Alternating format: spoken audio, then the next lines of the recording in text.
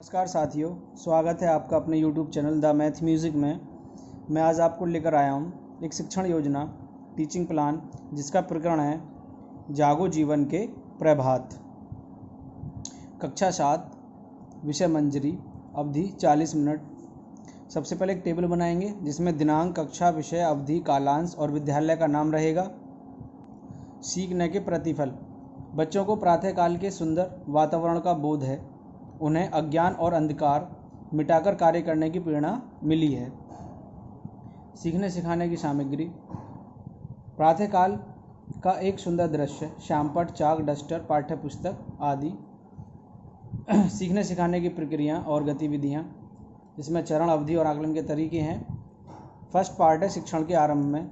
शिक्षक बच्चों को प्रातःकाल के दृश्य का चित्र दिखाकर उनसे कुछ प्रश्न पूछेंगे, जिसकी अवधि 5 मिनट रहेगी। परिचर्चा में प्रश्नोत्तर भी रहना है साथ में।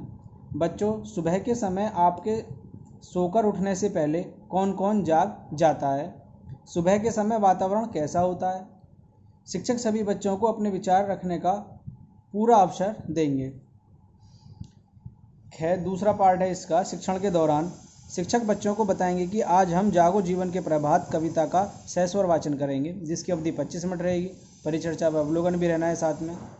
शिक्षक कविता का सस्वर वाचन करेंगे तथा बच्चे भी उनके साथ कविता का सस्वर वाचन करेंगे।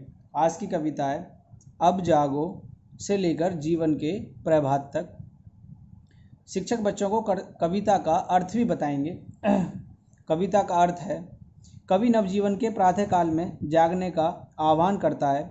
इस प्रातःकाल में ओस और बर्फ रूपी दुख के जो कारण थे वे समाप्त हो गए हैं।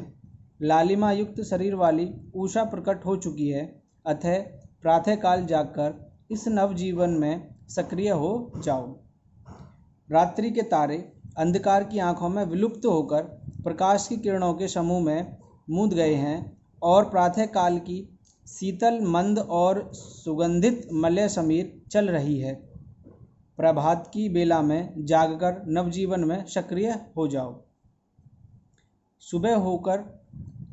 सुबह होने से रात की साज सज्जा का समय बीत गया है। प्रातः पक्षियों का जो मधुर गान हो रहा है, उनसे जागकर मिलो, उसका स्वागत करो। पूर्व दिशा से जागृति की हवा चलने लगी है। अतः प्रातःकाल जागकर इस नवजीवन में सक्रिय हो जाओ। शिक्षक बच्चों से कठिन शब्दों के अर्थ लिखने के लिए कहेंगे। मैंने कुछ कठिन शब्द यहाँ पर लिए हैं। अरुणगात, लालिमायुक्त शरीर वाली। तम नयनों, अंधकार रूपी नेत्रों। मलयवात, शीतल मंद सुगंधित हवा। कलरव, पक्षियों का चहचहाना। अरुणाचल और पूर्व दिशा।